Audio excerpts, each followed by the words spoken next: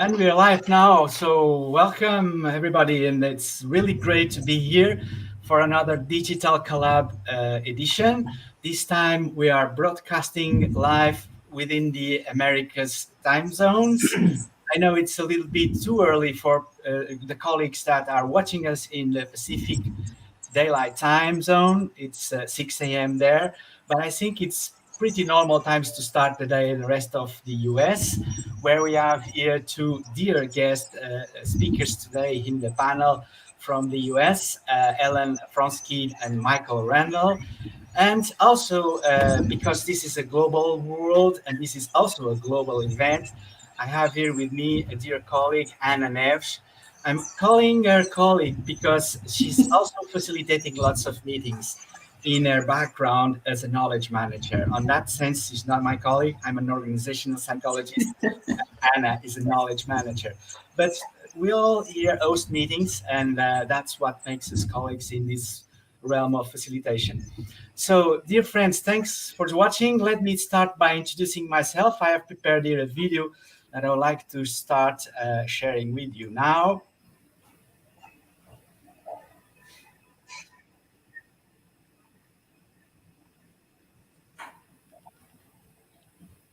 Whoops.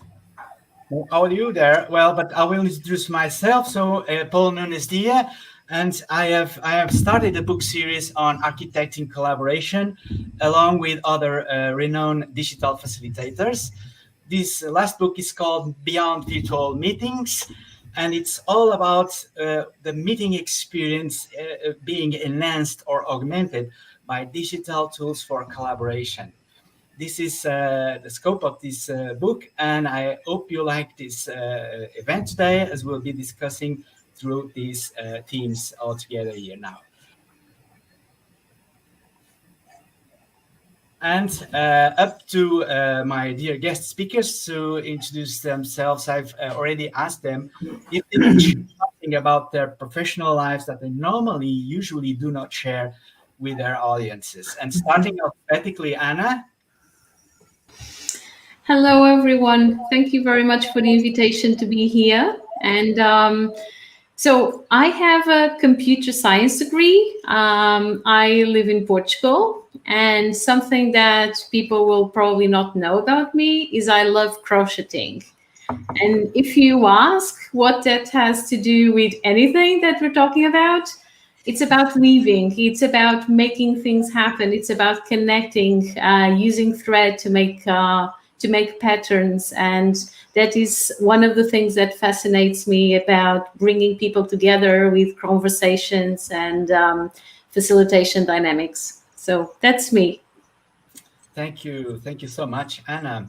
Ellen?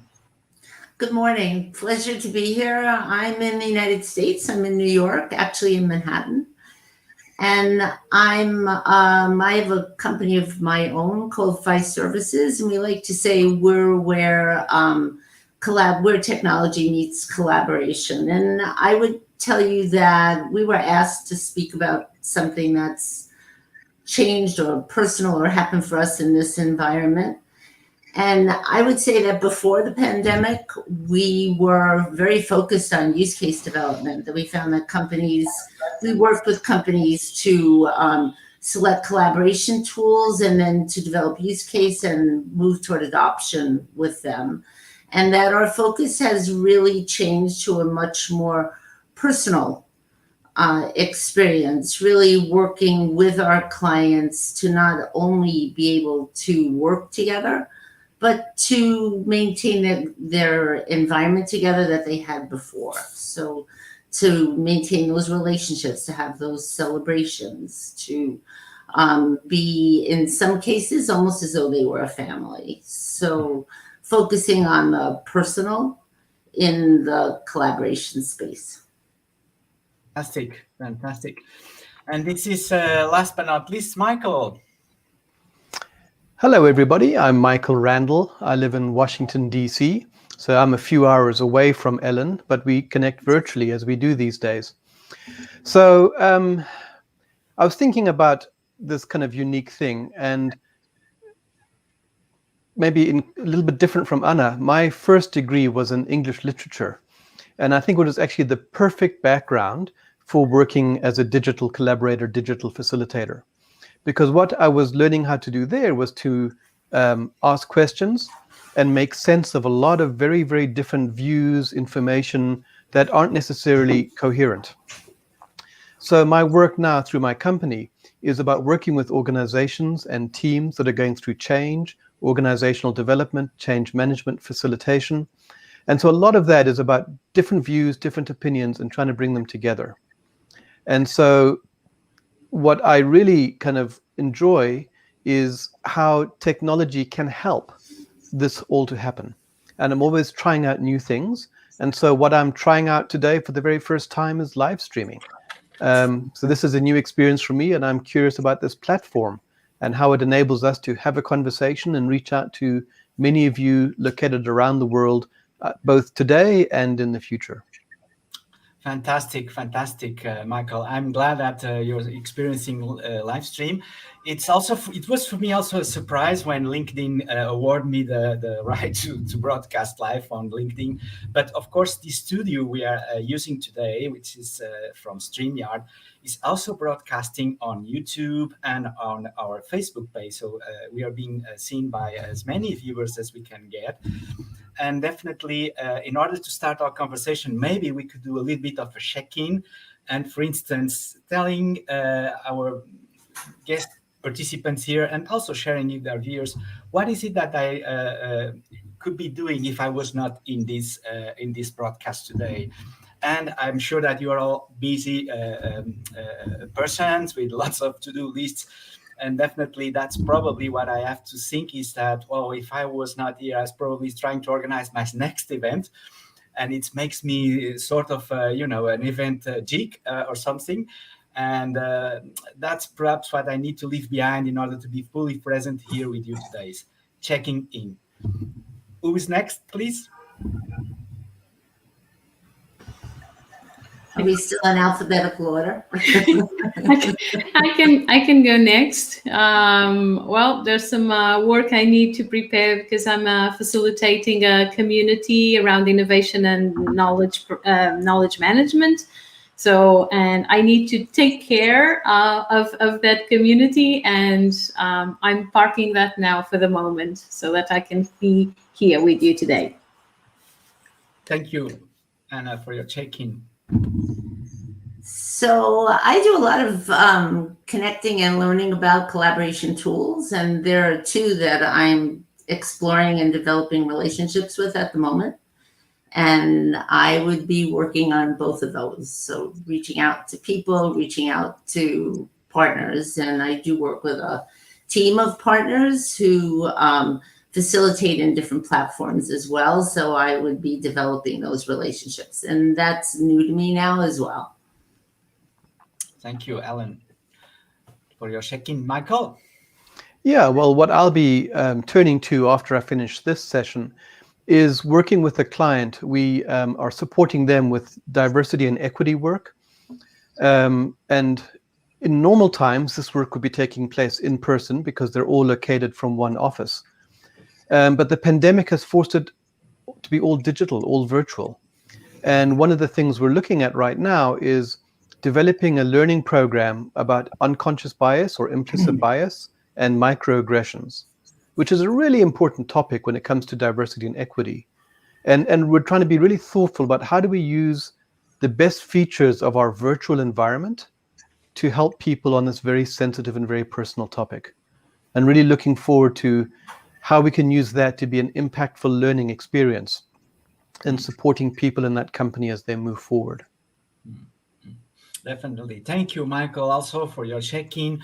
And let's now perhaps draw from your own lived experiences with digital collaboration technology, because that's the reason why I invite you here on different scopes. You are involved with digital collaboration technology.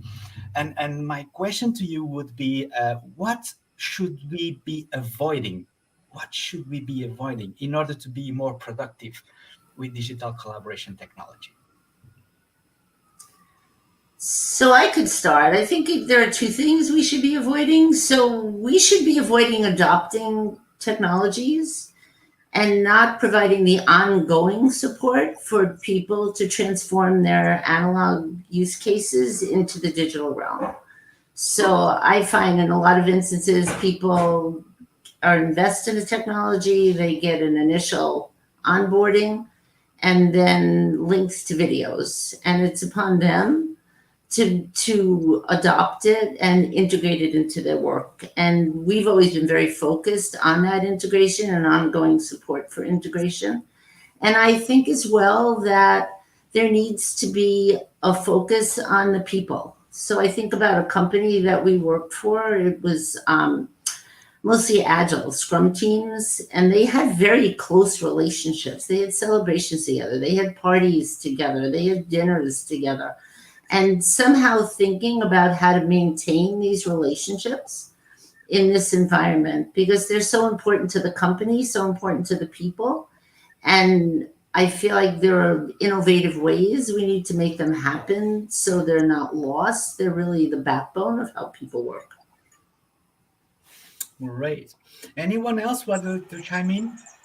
Yeah, actually, just picking up what Ellen was saying, I fully agree with what you said, Ellen. Obviously, the people need to be the core of everything we do, and certainly when choosing tools, even the tools should be chosen in such a way that they match the kind of culture and the profile of the people they are to be used by. But there's something there that you mentioned that I would like to pick up, because you mentioned that we need to introduce the tools and then help people use them to kind of create the rituals, the habits, the things that they used to do. And I agree with you, but I think there's also an opportunity now to use the situation to push them, to stretch them, to encourage them to try different things. I know what you meant, so I agree with you, because you're talking about the celebrations. We need to find ways of allowing people to bond online in the digital and having those celebrations, those moments together.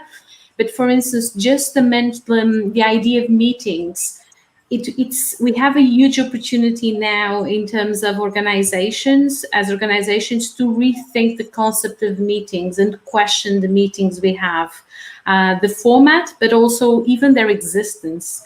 Do we really need meetings, and for what do we need the meetings? And if the meetings are now used for something different, how should they be shaped and how should they be conducted in order to achieve the objectives? So I think there's a huge opportunity here, and I don't know if this is what to avoid. But I guess to answer the question, Paul, what to avoid is just like using the tools to do what we've always done before. So I guess that's the what to avoid. That's a great tip, and definitely. Michael, how about you? Yeah, so I'd add to this, let's avoid making assumptions, right?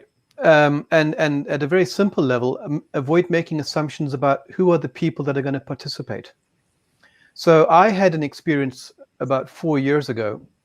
We began working with a client that's a global pharmaceutical company. We were working with one division that had staff spread between San Francisco and the UK. So a 9-hour time difference, which made live meetings very, very challenging. And on the surface, we thought, oh, this should be interesting, because we're going to be looking at the US versus UK meeting culture. So thinking Americans are likely to be a little bit louder and more assertive, and the Brits will be a little bit quieter and more reserved.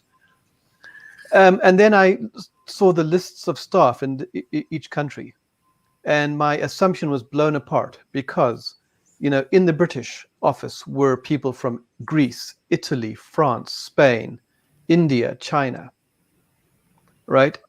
And so there really wasn't a British culture that was meeting an American culture. There were, in this case, 150 individuals, each with very different backgrounds. And we had to really pay attention to all of that to understand what was their meeting culture, and in what ways did digital and virtual interaction pay attention to that. It's the same in another way with another recent meeting.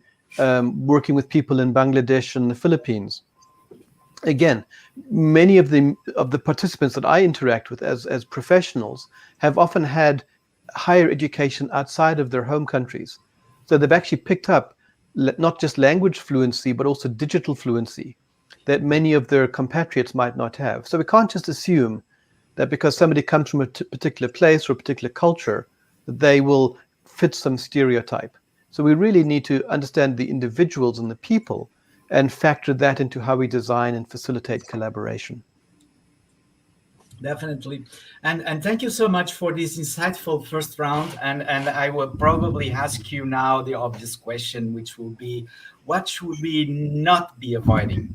What should we not be avoiding when adopting and using digital collaboration tools? Who wants to chime in first? So I could start. When I was thinking about this, I thought we should not be avoiding the rush to only use these tools for business purposes. So for meetings, as Anna said, for work sessions, that I feel like people have become, especially in the pandemic, very untethered from the company, from each other. So we should be thinking how to use them in innovative ways to make connections, to use them outside of the business space, perhaps to have a lunch together, to have coffee together, there was something about taking a walk with somebody, but just to look at them in a new way, in a way that's not the typical. Thank you, Ellen. Anyone else? And actually, what came to mind when you asked the question of what we should not avoid was people's feelings and personal lives. That was the first thing that came to mind, and it obviously kind of tails very well from everything that we've been saying. I think there's been, certainly at the beginning, a huge expectation that people working from home would be available all the time, totally forgetting our own need, our personal need for quiet time, for switch off time, family time, and I think that's really important. And I do see organizations starting to pay more attention to that, but it's still not the norm. And I think it's really important that organizations take care of their people, even if it's just not forcing things on her without, as Ellen was saying before, acknowledging their fears, their struggles, their sometimes lack of digital literacy to use some of these tools. So I think it's, don't avoid people's feelings, I guess. Mm-hmm. Thank you. Anyone else? Yeah, I would add to this from a different angle. Some of the work that I do as an external consultant is to facilitate particular events. And so, the thing that I have to keep reminding myself is, what's my intent? What's the kind of collaboration I'm trying to make happen, right? And so that really helps me pay attention to the principles I'm using in designing and facilitating, rather than falling in love with the features of a particular tool or a particular platform, right? So, for example, I love the way that digital whiteboarding tools like Mural and so on, have made it very easy for people to participate and see the whole thing. But in a global meeting last week, we realized that it would probably take too long to get people up to speed and navigate and participate. So we dropped that. And again, the focus was, how do we get people to see what's going on? How do we get them to have a engagement in it? So we were using Google Docs as an alternative, easier, simpler format for people to still be able to see what's going on. So we really want to be driven by the values that are guiding us: participation, engagement, things like that, rather than, this tool is the one best tool that will meet all of our needs. Absolutely. Actually, Paul, and picking up on that example, Michael, just yesterday I was discussing with a group of, I work with a group of volunteers around civic tech, and they're organizing an online session for next week. It's going to be open for people to participate. And someone was saying, why don't we use Mural or one of the other tools? And again, in theory, it could be an interesting way, especially to make it like a novelty, to make it interesting for participants who may not know it. But for me, and even more relevant in this particular case than the fact that it takes a while for people to get used to it, it's the fact that from the moment you start sharing your screen, you don't see people's faces anymore. Or at least all the thumbnails, like the little faces, disappear and you just get to see a small sample. And as you say, if your purpose is to bring people together and get a sense of what the crowd is feeling and how they're reacting, it's a total shame to miss that hugely important element. So that's just, again, another example of looking at the goal and trying to work with it. So if I could piggyback on that, I think that we have a tendency to look at the visual collaboration tools, and there are a variety of them, and they speak to different use cases. But there's also the need to look at the larger picture. The Zoom as a good example of a meeting tool, that it's not really a tool that's designed for training, for learning and development, which is a lot of what we see. So we see training as a great way to bring people together, to collaborate, to communicate. And there are other platforms out there. I don't know if we're okay mentioning, but there's a platform by Barcode called WeConnect, where you actually set up a studio where you can see everybody, and it's not just small thumbnails, but it's large images. And you can understand who's speaking and address them personally and share multiple pieces of content, and also devices such as interactive whiteboards or document cameras. So it's exactly as though you were in a classroom with people and they can all see each other at the same time. So we're trying to turn meeting tools into kind of tools for everything. And I think that doesn't work, and we need to look at the larger picture of how we're delivering. Amazing. And by the way, let's dive in here on war stories with digital collaboration technology, because Michael already talked about Mural. I vividly remember the day when I was hired by Microsoft in Portugal to host a think tank meeting, a presential think tank meeting, and then we decided to go virtual. And one of the tools that I consider and actually prepared, I invested a lot of my time preparing using Mural. And then because of COVID and Mural offered the tool for everybody to use it for free, suddenly the tool collapsed. So what was interesting for me was to realize how useful like an audio channel can be if the conversations are relevant, if the conversations are meaningful. And the meeting was a success because of that. The content drove proper conversations regardless of the tool. Are you guys having any of these experience that you could share? I mean, any war stories from a particular workshop or meeting? I mean, I could do that. So I've had people start sessions with people, and they'll start a brainstorming session and tell people where to put their notes. And then it's a mess because people can't find the right area, or they can't understand how to make a note, or they move other people's notes around, or move everything on the canvas that's been prepared around. So it ends up being a disaster. And I think, and people are frustrated, and they're right. So I think that taking that time to build relationships is a really important part. And as Michael was saying, to understand everybody and speak to them is a very important part of delivering any sessions or working with a tool.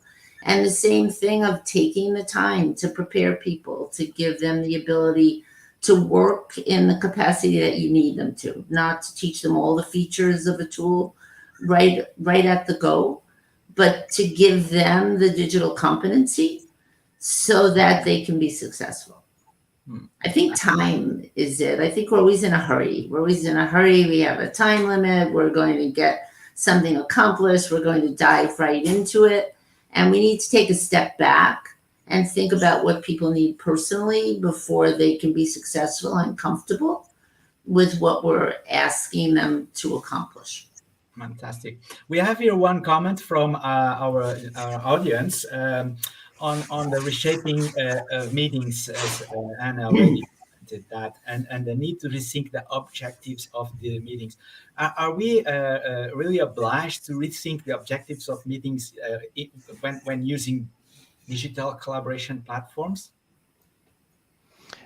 I mean, I think we do, but in this way. A meeting is still being convened for a particular purpose, right? So I'm thinking about some work we did last year. Our team, we had 3 facilitators, all based in the US. The client was in Germany, Switzerland, Norway. And the original intent had been to have a team off-site meeting. Not possible under COVID. We transitioned it to being virtual. And so what might have been maybe a 1.5 day offsite became 4 3-hour sessions over several months. And so I would say our purpose remained the same, which was around team development.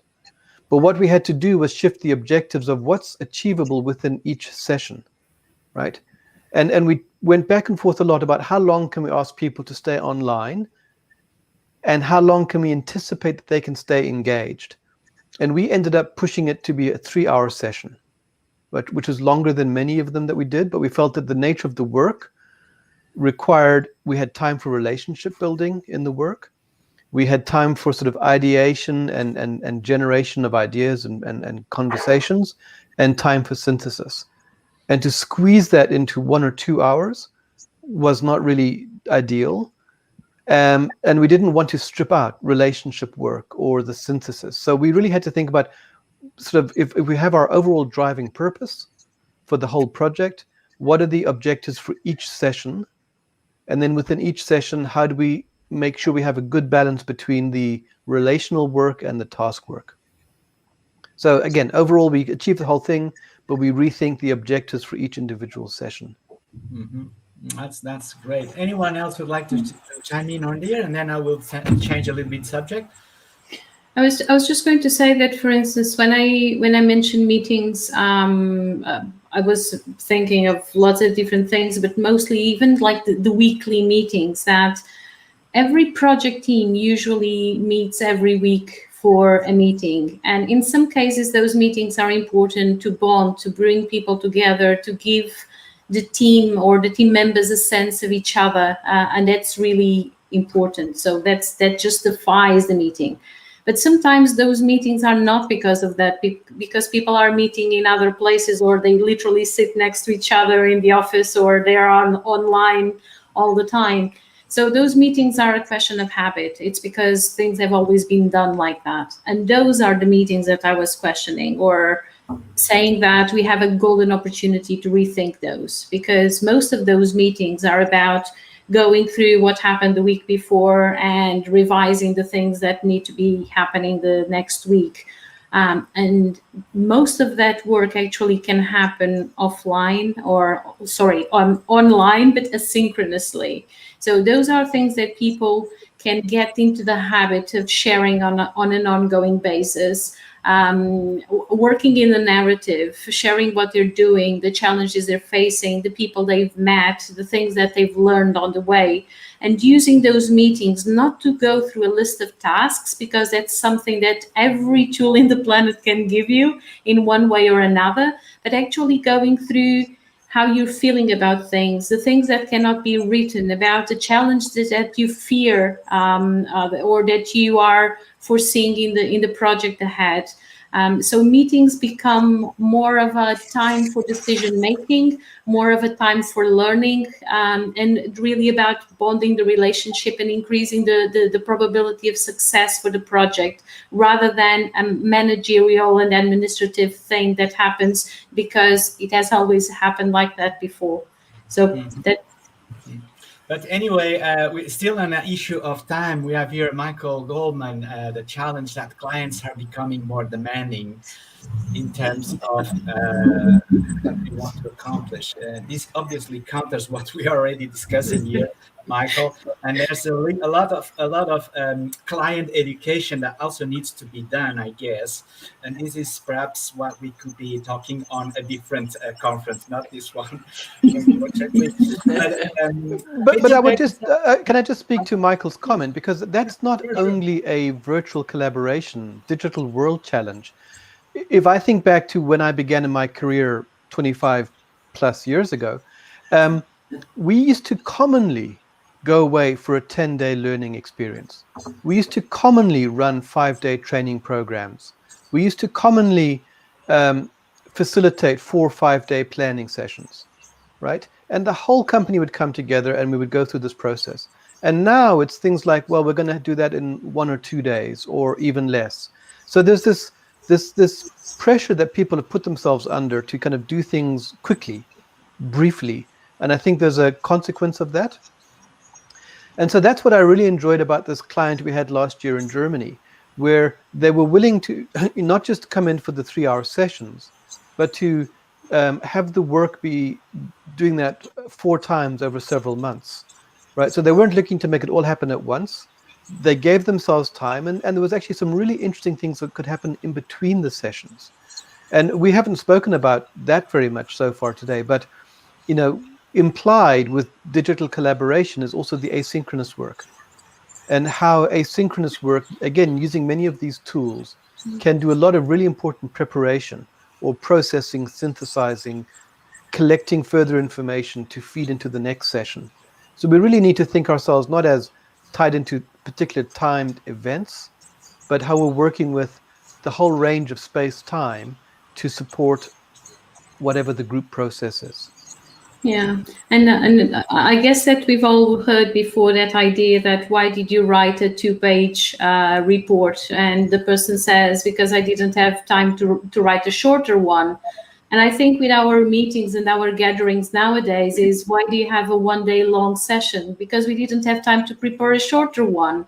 Because it takes a lot of time, as obviously I'm praying to the converted here, but we know that it takes a lot of time to prepare something short that accomplishes the goals that you have set out for that session. And I think it's, as Paul was saying, that there needs to be some education for clients, for organizations, for the teams themselves, because I think the word presenteeism, I think it applies as well, where you're kind of evaluated by the time you spend in meetings and by the time you're in the office or online, rather than by the stuff that you deliver. And I think some of these things are all related and become very visible when you're online in this digital world. Absolutely. I know we have to go, but I think what Michael's saying is almost more effective. So I think the ability to prepare in advance, to work together for a shorter amount of time, to be able to implement what you learned in that session, to come with feedback and the next time and move on to next steps, is a more thoughtful, reflective process, that ability to apply. And then getting together with people for extended periods of time. And that's almost kind of rushing it along and covering what you need to cover and having them take it away and then put it to work. So it's seems to me that that's something that will grow out of this, is a more reflective process. That's amazing. I would like for us to dive in a different subject, but I could not resist to see lots of the comments that you are also able to watch from the studio here are from participants that we are going to engage with them later on, because we are going to go to Zoom, and all this wonderful audience that is following us on YouTube, they are in a Zoom room waiting for us, and it's amazing to see these comments. But I can help to point out here Peter Beck's observation on the confusion and the distraction whenever you engage your members, your participants in different tools, like like what already Anna talked about, the fact of mural making a big screen and we lose focus of people's faces, like we are in a studio right now looking at each other's faces, and this kind of feel I feel connected in this environment to you guys. But if we add suddenly a screen, or as Peter suggests, we had to change another tool, that's probably also a little bit of a barrier to communication, don't you think? Yes, and earlier, Paul, you asked for war stories, and I just remember a really funny one. I was using Teams for a meeting for a workshop with a client, and we decided to use Mural or Miro or one of those tools with them. And it was the first time with that specific. Well, actually, it wasn't the first time with that group, but there was one person for whom this was new. So I always start sharing the screens for people to see the boards and to kind of take them through the agenda and the map for the day. And then I invite them to follow the link so that they can start using and interacting with the board. And this person did not go to the mural itself, so she was trying to move things around in the shared screen. And it took us a while for us to understand why she could not move any of the Post-its around. And it was really, really funny. Well, not funny at the time. It was very stressful because she was getting a bit frustrated. But it's, looking back at it, it was quite funny. Yeah, I mean, technology have these glitches. But anyway, last subject before we're going into the Zoom room and interact with our viewers that are following us now live, is probably the concept of meetings themselves, right? Because what I feel is that the fact that we are now using digital tools for meetings may also be useful to transform the concept of a meeting. Because in the end, why do we meet? And perhaps Michael and Anna, I don't know about you, Alan, you have experiences with using platforms for company-wide collaboration. Can you share your views on the concept of meeting? Does the concept of meeting needs to be reinvented now? I guess I already shared my opinion on that. Yes, I do think organizations need to reconsider, also because, and here I'm wearing my knowledge management hat, the opportunity is tremendous when you create a synchronicity in interactions, and those asynchronous moments of interaction are usually written or at least recorded in audio or video. That is actually information, at least information capture. That is something that you can relive and rehear and reread in the future. And that gives you transparency, but it also gives you a sense of how decisions were made and what was the learning in the process. So this is just an ocean of richness and value that can come from even rethinking the meetings that we all feel so core to the way we work. So yes, definitely. And not just meetings. And Paul, you've been recently to the Social Now reunion thing, which was just a different way of bringing people together, not as a replacement of a physical event, but as a replacement of the coffee breaks, as I said. So this is the coffee break of the conference, which never happened. And I think it's really, I think overall, it's just about us really grabbing the opportunity that this crisis, this situation is giving us to rethink the way we work, the way we interact, and find better ways of being together without being physically together. Yeah. Yeah, definitely. I'm sharing you the socialnow.org. I'm not sure if it's .org or .com. It's .org, yes, and definitely I would like you to comment on that also, Michael and Ellen. And this, should we reinvent the concept of meeting? Well, I haven't given a lot of thought to that question particularly, but what comes up for me is something that I was thinking about even before the pandemic and the kind of 100% pivot to digital. And it's this question of how do we make ourselves as facilitators less central in meeting processes? I like that. I think so many meetings, well, there's obviously a huge variety, and I'm thinking obviously for the moment of facilitator-led meetings, not the regular team kind of gatherings. But too many meetings are sort of centered around the personality of the facilitator. And personally, I find that those are not very constructive. A lot of other meetings are kind of busy meetings with lots of different steps and works and tools and techniques. And again, it feels a little bit like sometimes the facilitator is trying to show off all the things that they know how to do. And I've been guilty of that as well. It's like, oh, this is a great technique. Let's try it out. I think it'll be helpful. Yeah. Maybe as I'm getting older, I'm kind of trusting the group in more ways. But I've become very intrigued by a whole practice that I have not trained in, but I've read about, and I follow a number of people who practice it. And I think it's a very powerful approach. It's called the art of hosting. How do we host conversations that matter? So that our role as facilitators really is designing the social space, inviting people in, creating the conditions for conversation, for dialogue. We support them through that, but we're not leading the meeting in that old traditional way. People want to gather, they want to have conversations that matter, whether it's about social issues, about business results. And so our job is to really create the space for them to do so, but then step out of the way.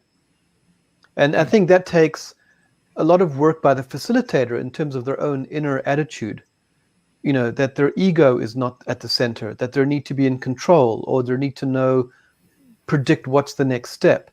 That has to be lowered in service of what does the group need. And so how can we host them? Mm-hmm. Definitely, and we're having here a reaction from Nancy Settle-Murphy. We'll be meeting her soon here, and definitely this is interesting conversation, but we have to prepare ourselves to get moving into the Zoom room and have further conversations on this subject. I would like to remind our viewers that you can still follow us on this website, Digital Facilitation US. And you are going to be directed to a web page where we have more information on the conference that we are hosting today, Digital Collab Americas. I'm going to briefly screen this conference program now, as you having on this page an introductory video and also a list of the guest speakers. Right now, we had the Circle of Wisdom with these three wonderful guests that I'm so thankful they could take time to join us. Then in the end of the day, we're going to have another Circle of Wisdom with three also guest speakers that are going to join us more on the tech and market perspective. We are going to have, in the meantime, two digital facilitation boot camps hosted respectively by Thomas Kreker, the first one, and then by Noad Elhaj and Sarah Wang. We're going to have an exploration on deep listening. And these meetings will be hosted by my dear colleagues, Laurie Ringard. She's already waiting for us in the Zoom room, and Hector Villarreal, which will be hosting Digital Facilitation Bootcamp 2. So by all means, follow us, and obviously you'll still have the chance to watch us live. Right now, if I press here, I'll be seeing yourselves live in this channel. And I hope that you will be able to join us all on Zoom. And I kindly invite our guest speakers to share last word for the audience here, for the live audience. Is there any gold nugget you take from this conversation, and perhaps alphabetically, Anna? I'm going to steal what Michael has said just now. I really like that, the ego thing. Just drop the ego and be daring, I think. Just, yeah, I like that. So I was going to quickly respond because I've been focused very much on use case development, but we like to call it transforming yourself to the guide on the side from the sage on the stage, and really to structure it so that the participants create the content, that they take the responsibility, and you support them in that endeavor. Amazing. Michael? I think that my thing is also to keep experimenting. Peter spoke about have these different tools and how they can work together or not. And these tools are continually changing, continually adapting. So I think it's really about staying familiar with what's available, try things out and find out what's the best fit for purpose that can support the objective that the group has for their gathering. Okay, amazing. Okay, so thank you so much for this conversation here, and it's really great to have you here. And now, please, let's go on Zoom. I think you have already registered your participation. You're all registered in the Zoom room, and let's go there and meet our registered participants. Thank you, Paul. Thank you so much. Thank you. Thank Bye-bye. you, everybody, and let's see each other in a few minutes Okay. on Zoom. Bye for now. Bye.